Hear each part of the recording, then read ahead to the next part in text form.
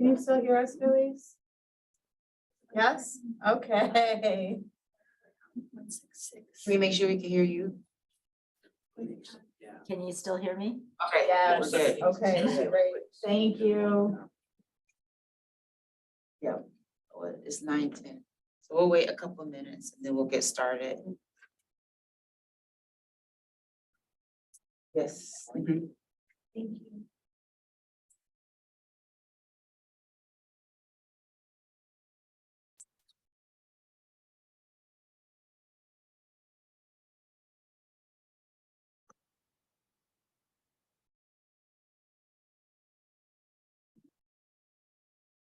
We'll just wait like until 9:11 and then we'll get started. Sure, sounds good. Just join and come in.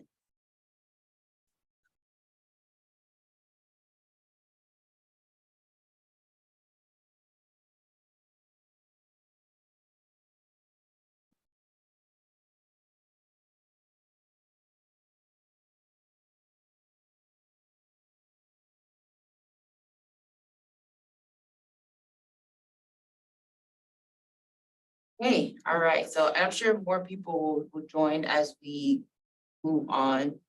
And so we'll go ahead and get started, and today, I'm sorry, my name is Melinda Rushing. I'm one of the CHEAR fellows, and myself and Caroline are going to be like facilitating today's talk.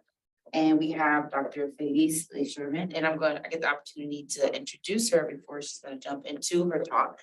And so Dr. Lê-Scherban is an associate professor in the Department of Epidemiology and Biostatistics at Drexel University, Dorset School of Public Health, where she also co-leads the training core of the Drexel Urban Health Collaborative. She holds a PhD in epidemiology from the University of Michigan and an MPH in epidemiology and biostatistics from the University of California, Berkeley. Her research centers on health disparities with the focus on children's health disparities, life course determinants, and immigrant health. Her work has examined intergenerational socioeconomic influences on mental and physical health, neighborhood social contexts, and cardiovascular risk among immigrants. She currently serves as lead of the Philadelphia site of Children's Health Watch and co-lead of the West Philly Promise Neighborhood Data and Research Corps. She also leads an NIH-funded project to investigate how food insecurity, neighborhood conditions, and food assistance programs can come together to affect growth in young children. So I'm going to pass it on over to you, Dr. Lê-Scherban, and thank you so much for joining us today. Thank you. I'm sorry. Also, she is doing her sabbatical at CHEAR right now as a visiting scholar. Morning. Thank you. Good morning. Thanks for the introduction. Yep, that was the only thing I was going to add, that I am doing sabbatical at CHEAR, and I'm happy to be here, and will be coming out next month for my first in-person visit. So happy about that too. Okay, I'm going to jump right in. There's just going to be that awkward wait while I try to share my screen and then swap the displays.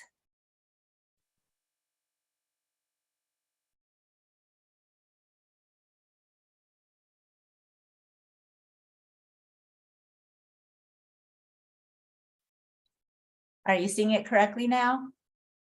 Yes. Okay, great. Okay, so what I'm going to talk about today is a project from actually a couple years ago, looking at birth cohort effects in disparities in child obesity by maternal education. So as I'm sure you are aware, we have been seeing increases in obesity over the last few decades. This graph shows obesity in the US among adults in dark blue and children and youth in green. These are data from NHANES and the National Children's Health Survey. So as you can see, Obesity prevalence is higher among adults than among children, but it's been increasing in both groups. And at least as of 2015, 2016, it was about 18.5% in children. There also are pretty long-standing socioeconomic disparities in pediatric obesity, just like there are in adult obesity. Although I would say the emergence of socioeconomic disparities in pediatric obesity is a little bit more recent than in adults. But that said, even as far back as 2005 to 2008, there were already clear socioeconomic disparities in boys and girls in obesity. What these graphs show, stratified by sex, is obesity by educational attainment of the child's caregiver. So among both boys and girls, obesity prevalence was about twice as high among those with a caregiver with less than a high school degree compared to among those with a caregiver with a college degree. So for this project, we wanted to look a little bit differently, specifically at birth cohort effects in obesity. And what I mean by that is the extent to which children born in the same year might have a shared experience or level of obesity that they then carry through together throughout the life course. And I would say in general, like just in pop culture, right? There's a lot of awareness of cohorts. If you look on social media, you see many references, to the boomers and Gen X, Gen Z, the millennials, right? This understanding that there is something about being born at a certain time that gives some kind of defining characteristics that you carry through life. But in health research, we're much less likely to pay attention to or measure birth cohort effects. And in some ways, that's too bad, right? Because we can get important information and useful information from looking at cohort effects. So for example, helping with public health planning in the context of obesity, understanding what kind of obesity burden we might be looking forward to. And also helping us to think about how much, what the return would be on really early stage, say, during gestation or infancy, preventive measures to guard against obesity. What would be the return on that throughout the life course of those children? So why might there even be any birth cohort effects in obesity? There are a couple of reasons.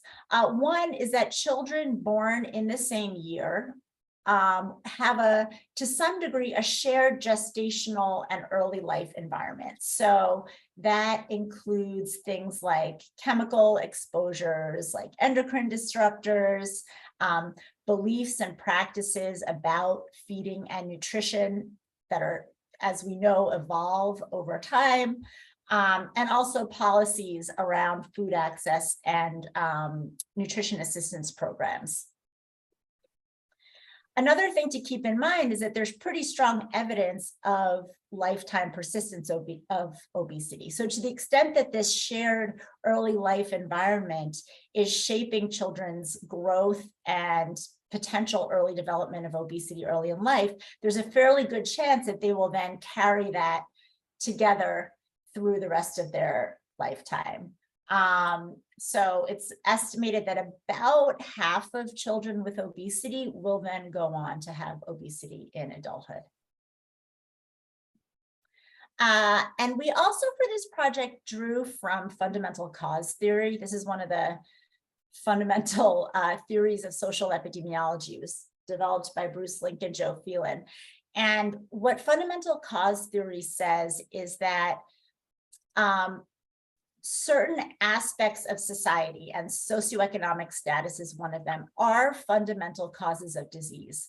And what that means is those in the more advantaged groups, in this case with higher socioeconomic status, are always going to have the resources and the power to use to better their own health, even if the specific mechanisms change. So according to fundamental cause theory, those in society with more power, with higher socioeconomic status, will in general always experience better health, even if the way we define better health or the ways in which we attain better health change over time. So the relevance here for pediatric obesity is that as in recent decades, we've seen rapid increases in obesity in the general population, but also in children. And along with that, a growing recognition of how much of a public health problem this is. And along with that, greater interventions and moves towards trying to limit pediatric obesity. It is those children who are coming from higher socioeconomic classes that we would expect to have earlier knowledge and access to those interventions. And so what we would see is as we would hope, pediatric obesity starts to level off and then maybe even come back down in response to some sort of public health response or policy response, those gains would be preferentially experienced first by children of higher socioeconomic status. So that might mean that in terms of cohorts, we might see that as cohorts are potentially experiencing more obesity and then less, that change would be experienced at different times by children of different birth cohorts. So for this project, our specific research questions were, the first one was, are there obesity disparities by maternal education in a pediatric EHR, electronic health record-based synthetic cohort? And our hypothesis was yes, lower maternal education would be associated with higher obesity prevalence. And then our second research question was, are there cohort effects in these obesity disparities? And our hypothesis there was that yes, there would be larger obesity disparities among more recent birth cohorts. Reason being what I was talking about on the last slide, where we would expect that we would start to see leveling off or decreasing obesity in more recent cohorts, but only among those with higher socioeconomic status as measured by maternal education. Data came from the Pediatric Big Data Project. The Pediatric Big Data Project was a collaboration between the Urban Health Collaborative at Drexel School of Public Health, the Children's Hospital of Philadelphia, and the University of Pennsylvania. And it was funded through the Pennsylvania Department of Health. This is a grant program that the Pennsylvania Department of Public Health runs using tobacco settlement money to fund public health research projects. So this was a project funded 2017 to 2019. And the purpose of this project was to use big health data methods to elucidate novel factors related to the causes of pediatric asthma, childhood obesity, and avoidable hospitalizations. So the way we did this is we created a big health data resource by integrating and linking at the child and visit level EHR data from CHOP from the years 2007 to 2016, along with birth records. Now, a note here is we were able to obtain birth records from the state of Pennsylvania for all the relevant years, but only Pennsylvania, which means that children who were in the CHOP EHR system who were born outside of Pennsylvania were not represented in that linkage. We have their EHR data, but we're not able to link with birth records. Now, another big part of this project was a large linkage with contextual, neighborhood level, and environmental exposure information, which we did in a time varying way by visit per child. I just don't have it on this slide because we didn't use the geographic information for this particular analysis, but just to know it's out there, and if I'm happy to talk with anyone who might have interest in using it later on. So overall, we had information on just under 1 million kids in the database overall, although far fewer in the linked database with birth records. Overall, we were able to link 57% of the kids in the CHOP EHR during those years with a Pennsylvania birth record. And the importance for this project is that our primary socioeconomic status measure, maternal education, came from the birth records. So the cohort inclusion for this analysis, we ended up with a little over 170,000 individual children. This is children with at least one visit to a primary care site in the study years when they were age 2 or higher. And the children had to have residence at the time, or at least at one time during the study period in Pennsylvania, Delaware, or New Jersey. That was part of the overall inclusion criteria for the Pediatric Big Data Project. And the reason for that is because of the other aspects of that project that involved linkage with geographic variables. The children had to be born 1995 to 2012. That way we would have at least 2 years of follow-up for any child in the analysis. We excluded children with a set of specific genetic conditions that are very weight affecting. These are rare conditions. Overall, we ended up excluding 450 children over all 8 conditions. And children had to have non-missing race, ethnicity, and maternal education information. Race and ethnicity were from the EHR, maternal education was from the birth record. Overall, there were about 10% of kids missing race, ethnicity, but as I mentioned, in the original EHR cohort, almost half were missing birth records, and therefore were not in this analysis because they didn't have maternal education information. Among the study cohort, these 170 and some odd children contributed a little over 900,000 visits. We only used visits where the child was aged 2 to 19 because those are the ages where the pediatric definition of obesity holds using CDC growth charts. We used only outpatient or ED visits. The reason for that is we were concerned about conditions or treatments like fluids during inpatient visits that might cause children's weight to fluctuate. Anytime there was a patient who was identified as pregnant, we excluded that visit and then all visits during the following 365 days. And we also only included visits in which there was calculable and plausible BMI. So our main outcome was obesity, which we defined using the standard definition of at least 95th age and sex-specific BMI percentile using CDC growth charts. Our measure of socioeconomic status was maternal education from the birth records. This is actually a pretty big strength of this study. Very often in EHR-based research, there is no direct measure of socioeconomic status. We'll use insurance payer as a proxy often, but this we do consider as a direct measure of children's socioeconomic status. Maternal education was categorized as less than high school, some college, or a bachelor's degree or higher. And then the use of and the measurement of time was really important here because we're specifically looking at cohort effects. So age was measured in years, period was defined as the year of the visit, and cohort was the year of birth. And then we adjusted all analyses for race and ethnicity. So I don't know to what degree, some of you may be familiar, some of you may not. One of the big complications in trying to look at cohort effects is what's called this age period cohort collinearity. And what that is between age period and cohort, any two of them exactly define the third one.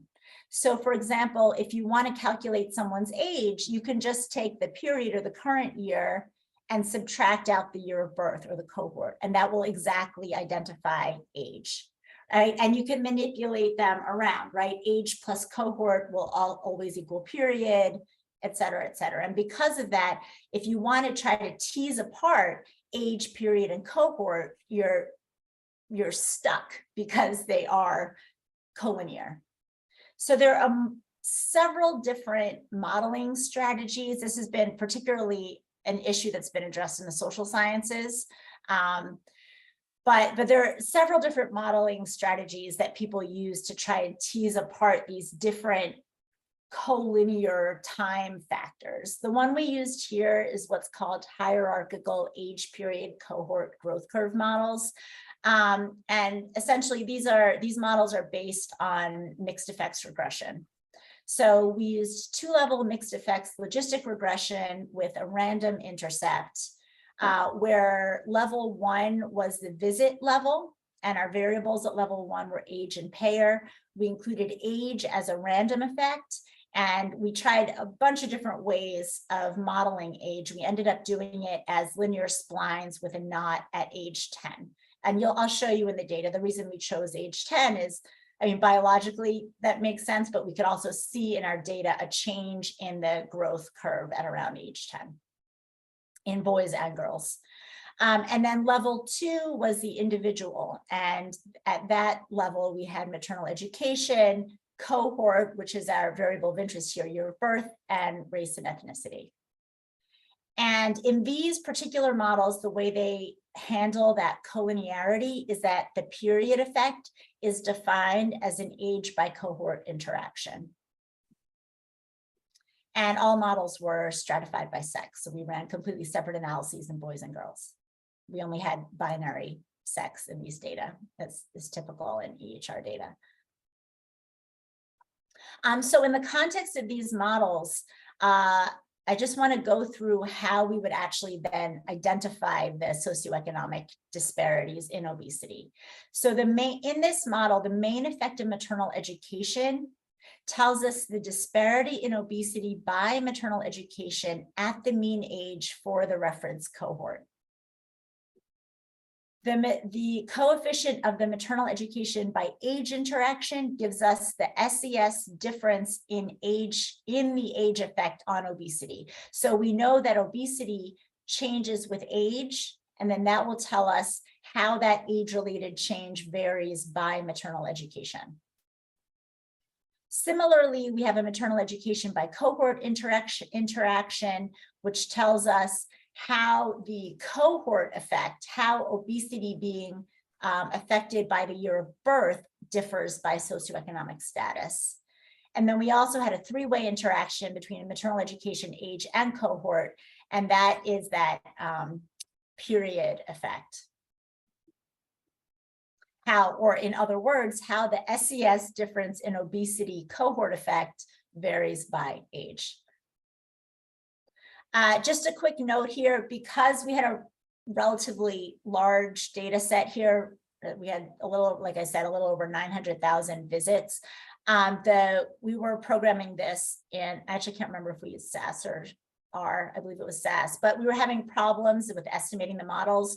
So we used the split analyze meta-analyze technique, which is we split the data into, I actually don't remember how many, but into separate, randomly split the data into separate data sets, keeping all the visits to any given child within the same data set, ran the models separately in those separate data sets, and then essentially used a meta-analysis to then combine those into a common result. And that just allowed us to then run the model in smaller data sets where the software would run. Okay, so results, just to give you an idea of the cohort. The mean age at first visit was about 5 years old. And remember, we were only looking at kids aged 2 to 19. The mean duration of follow-up in years was 5, and the median number of BMI measurements per child was also 5, which makes sense. We're at that age, in that age group, we're largely looking at annual checkups. Obesity was pretty high. 23% of the children in this cohort were obese at any given time, at any given visit. This is the distribution of maternal education So 11% of children in the analysis sample had a mother with less than a high school degree. A quarter had a mother with a high school degree. Almost a quarter had a mother with a college degree, and 40% had a mother, with some college, and 40% had a mother with a college degree or higher. So this, relative to the general population in this catchment area, this is a relatively, a somewhat selected group with relatively high levels of maternal education. I don't remember the exact numbers, but overall in the catchment area of this project, in particular, the proportion of mothers or of women of childbearing age anyway, with a college degree is a bit lower than 40%. And this is the race and ethnicity breakdown. A little bit over half of the children were non-Latino white, a little over a third non-Latino Black, and then smaller groups in the other groups. And this does pretty closely match the underlying demographics in the catchment area. Okay, so this is completely unadjusted. These graphs show obesity prevalence in this cohort by age, with girls on the left and boys on the right. So a few take homes. First of all, so within each graph, I'm focusing on the girls on the left to start with.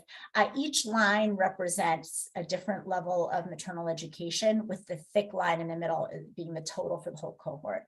So we do see clear disparities by maternal education, with a higher prevalence of obesity among children with lower maternal education. So I think that's first take home. Another take home is we do see these disparities at all ages. I wasn't sure actually if we were going to see these obesity disparities at the very youngest ages in this cohort, but we do. So at all ages, we see these disparities. The disparities also increase with age, particularly in early childhood and mid-childhood, and then level off somewhat in adolescence. And then the third take home is that these disparities are larger in girls than they are in boys. In general, the lines are more spread out in the girl graph than in the boy graph. Hey, Félice, can I ask a question real quick? This is Cal. Okay. This is not at the individual level. This is the percentage of visits by 6-year-olds, right? That in which there could be obesity, because there are. Correct. A child could contribute up to 5 or maybe even more. Correct. Right? And because of that, for example, like we made similar graphs by period and cohort as well. But for example, because of the time period, right, certain cohorts were contributing different ages.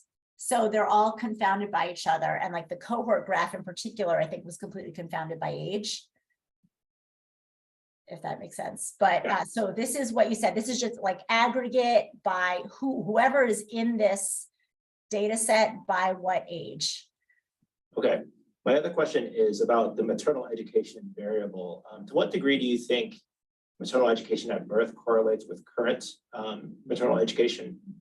Yes. I'm a little bit concerned that, like, if you're measuring somebody who's 19 years old, does the maternal education at birth really matter? Or I'm sure it matters, but I mean, people may have gotten an education, right? Their educational status might have changed. Yeah, so I mean, that's a good question. This is imperfect because there will certainly be mothers who, for example, attained more education after the child was born. Is that what you're getting at? Yep. Yep. And that absolutely does happen. However, on a population level, it's actually relatively rare. There certainly is educational attainment at higher ages and after childbirth. But it tends to be pretty limited. And unfortunately, I think one reason for that is for many women, childbirth itself can become education limiting. But there is certainly some degree of that happened here that we are not capturing. In the chat. Was there? a Yep, frequency- I'm just looking. Like, was there a frequency table of how many younger versus older values you have? Because this just shows the trajectories. I'm just like, because like, you're gonna have more of the younger, right? Because just because it's a cohort analysis, right? So you'll have a lot more like 3 or 2-year-olds, and you're gonna have like Mhm. 8-year-olds. So did you show that? I don't have a graph of that, but what the next slide shows is kind of the same thing, but model derived. So it's less, so it's kind of adjusting for the different time effects, and it's not as confounded by the different time effects, but I don't have a table here, say, of Okay. like the sample size by age. It does decrease by age, but it is substantial at all ages. Okay. And then the maternal education. Yeah, and we can kind of go back and forth. I actually consider maternal education a direct measure of childhood socioeconomic status, but I can also see the argument that it's a proxy measure. It is correlated with other factors like maternal obesity. And unfortunately, this has been an ongoing discussion, I would say in general in Philadelphia, of trying to do linkage of child and maternal EHR. CHOP only serves children, so we don't have any maternal BMI information. Now, one potential argument, although it's kind of, everything is a messy argument in this in this arena, but one potential argument is that to some degree maternal BMI may be a mediator, to the extent that that maternal BMI may be itself affected by maternal education. Now, the timing of that, along with the timing of the childbirth, makes that messy, but I just throw it out there that it may be, maternal BMI is probably both a confounder and a mediator here. But either way, we unfortunately did not have that information. Oh, actually, are there any more comments or questions before I go on? Okay, so this graph is pretty much the same thing as the previous one, but the values are, it shows the same information, but the values are model derived. So to some extent, at least, these estimates are capturing or taking into account the different time effects. They're also adjusted for race and ethnicity. And it's shown a little bit differently. What we did here, because we did in fact find, as you could kind of see in a very aggregate way on the previous slide, we found in the model estimates as well that there were these differences in the disparities by age, which then makes it much harder to figure out how to interpret and display the results. So this is how we chose to do it. What these graphs shows is at the bottom, you have so this is a graph of the actual disparity. So the difference in obesity prevalence at a given age compared to mothers with children whose mothers have a college degree.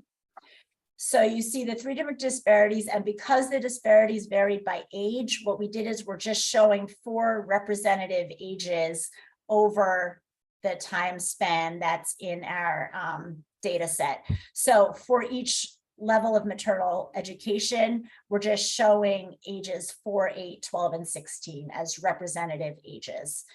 And so all that to say that the patterns are roughly the same as they were in just that overall aggregate graph on the previous slide. So what you're seeing is, in general, within each level of maternal education, we do see disparities. In this case, a disparity would be anything above 0 means a higher prevalence of obesity for that level of maternal education compared to a maternal mother with a college degree. So we do see the disparities in all ages. We see that the disparities are larger the lower the level of maternal education. We do again see that the disparities kind of level off somewhat at older ages. And we do see again that the disparities are larger in girls than in boys. So this is really just showing that the model results are really pretty consistent with just the overall aggregate results. Okay, this is the slide that I always have trouble trying to figure out how to communicate. So the x-axis here is the same, but this is getting at that hypothesis we had specifically about cohort effects. And what this graph is showing is the cohort effect. It's showing to what extent does the disparity differ by cohort. So anything on what the null represents here is that whatever the disparity is, it is the same across birth cohorts. And anything off from the null means that the disparity is either larger or smaller among more recent birth cohorts. So to walk you through this a little bit, on the girls' side, you can see circled in red, we have these three on the statistical significance, but some suggestion, right, of values up around 5 percentage points.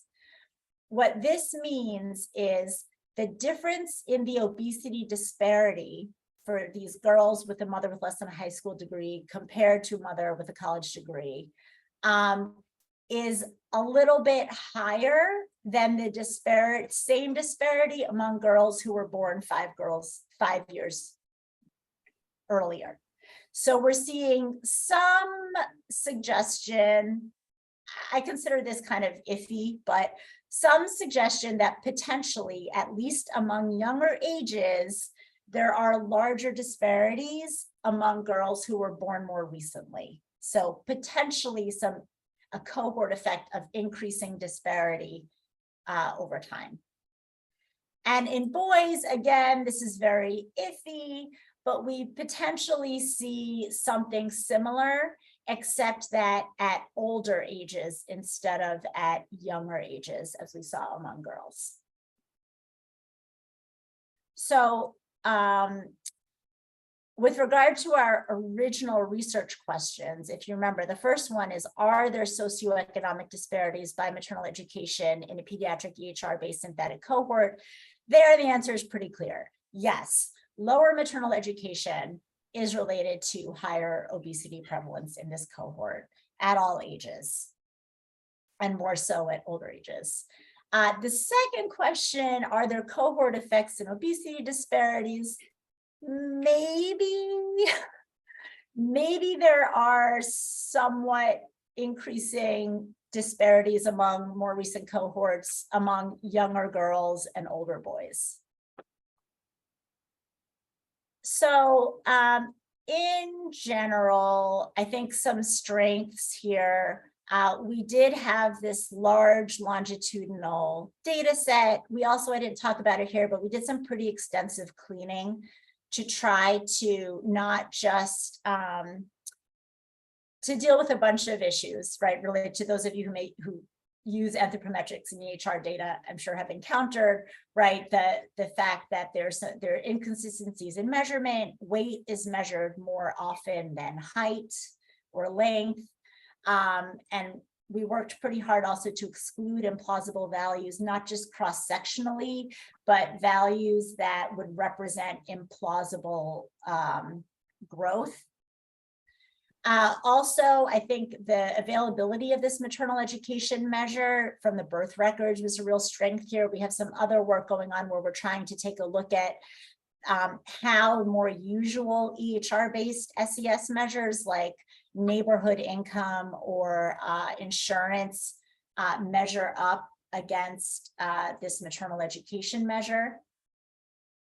On the other hand, right, as always in EHR research, there are going to be generalizability issues. CHOP has pretty good coverage, and we also, this is why we tried to make things a little bit more generalizable by only including children with primary care visits, because they're so similar to at there's so many kids who go to CHOP specifically for specialty care and likely have different health profiles. So we tried to account for that and also excluding inpatient visits. But as you saw, for example, the distribution of maternal education was certainly somewhat different from the general population. And I kind of got at this earlier, but there's rampant measurement error here. Other things that we did not look at here are potential modifiers, right, which are important in terms of thinking about intervention, as well as other SES measures. And then in future work, so for example, a follow-up project we're doing now is more, we're kind of focusing in a little bit more mechanistically. So we have a few other projects looking at neighborhood characteristics and how they might modify or mediate some of these relationships. And we have another project, so it's brought up in the introduction, looking at food insecurity, specifically as a mechanism, and how food insecurity relates to growth, and how all of that is related to food assistance participation, in particular WIC. So that is what I have. Thank you. And would love, I see there's a post in the chat to please take the post-seminar survey, and then I will stop sharing my screen. And would love to hear any thoughts or other questions. Yes, I have a question. So with that last graph that you showed, which showed the cohort differences, you can derive a time period from that, right? Like you did it by age. You showed it by age, but you can derive a time period, right? Yeah, you can. So we didn't, because our focus was on cohort, and by far the biggest kind of, I guess, confounder or other factor in that would be age. We focused on those, but we did in these models, yeah, so we could extract calendar year from that. We didn't here, but we can. And in terms of the model, that period effect was the age by cohort interaction. Now, overall, I didn't show it, but just to look at, if you just look at like the general aggregate trend by year, similar to what I showed for age, in this cohort, there is a kind of a pretty consistent upward trend across years in obesity prevalence. Some of that, if you look at it in aggregate, is confounded by age, but that's the overall trend. Well, I just wonder, like, as a speculative, because I know you can't like look at this with the data, but you know, people are talking about rising rates of gestational diabetes, right? And so it'd be interesting to even look at the national data to see what like CDC is reporting for that, and then be able to sort of like spitball. Like it would just be more like a speculative, but at least you could sort of say like, why is this like? Because I'm just curious what those time periods are. If they're four, what is it? 4, 8, and 12 and 16. Is that what they were? Yes. Those are 4-year windows, right? So you could trace that back to like period, and then relate that to like the sort of national epidemiology and your speculation in the discussion. Yeah. That's how to drive it, right? It's going to be like education potentially drives maternal obesity, potentially drives gestational diabetes, and then gets you to like obesity in the really young age groups.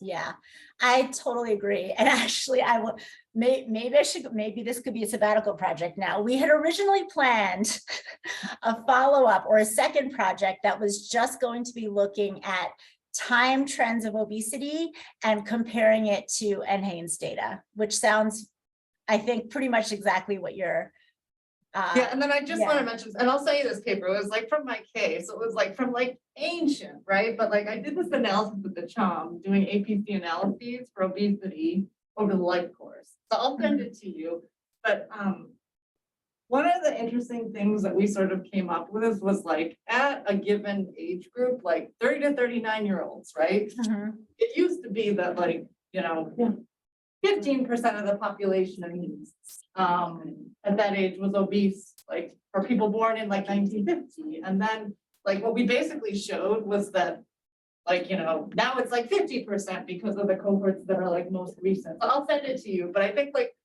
there's probably some really like, then we put it in a policy brief that like never went anywhere, but like I can show you like that draft and then also just the paper, because I do think it says something about like if you can say like, because I mean, I guess the question is at what age do kids become obese in the US for 2 to 5? And like 10 years ago or 30 years ago, it was like 5%, but now it's gonna be like 20%. So if you can kind of translate that to more of a, I don't know, to like a layperson understanding, I think that would also be helpful, because I feel like that piece is really like important, because this is such a powerful data set.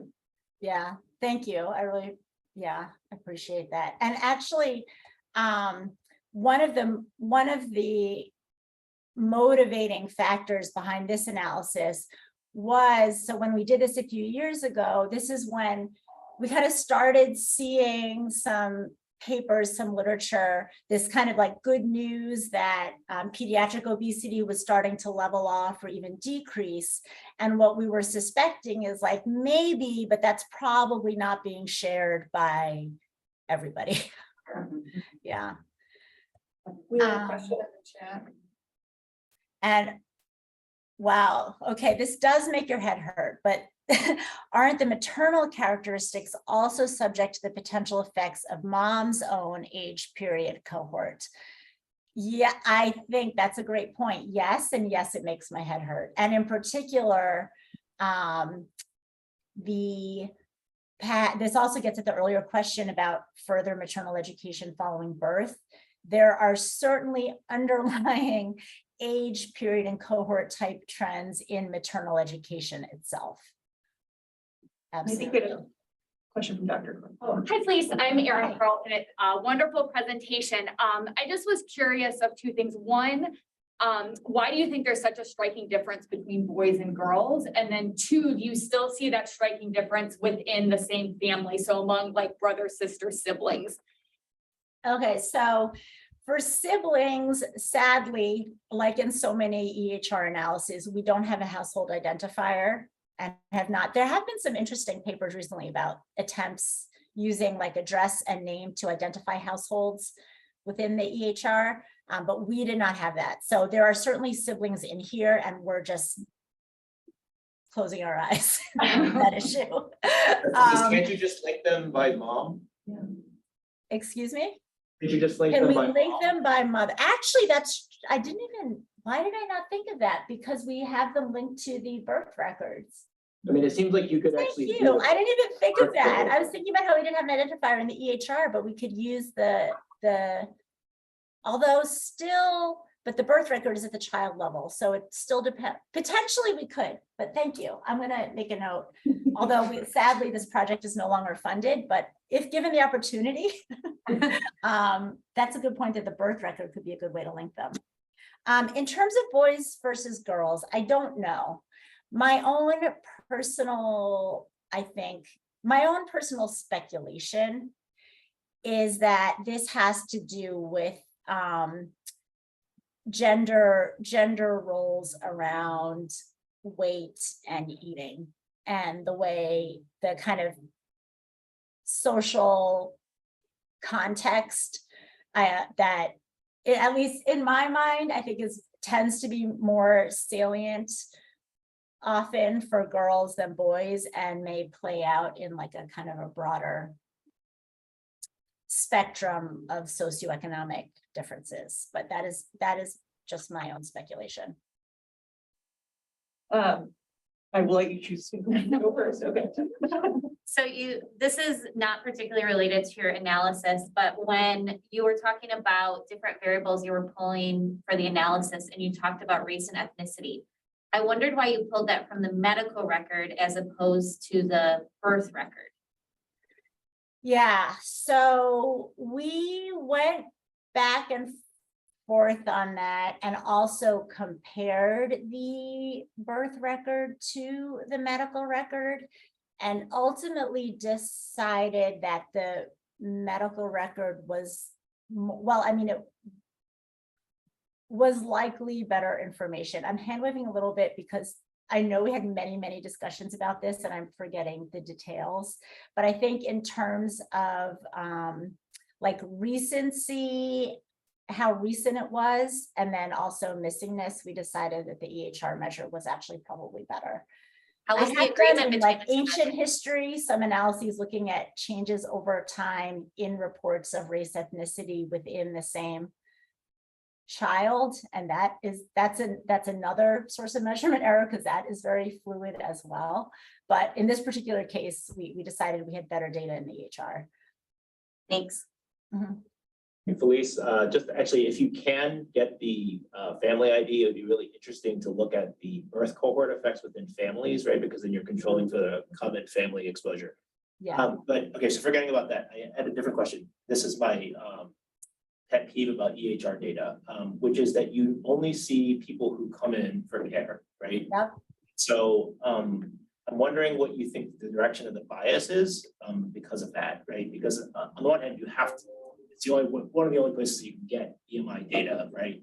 yeah, But if the people with a high school degree, if moms with a high school degree are systematically have kids who are more obese in general, for example, than people sorry, but the ones who don't come in for care, right, are more obese than the ones who do come in for care at any given level of maternal education, then you're Yeah. underestimating the disparity, right?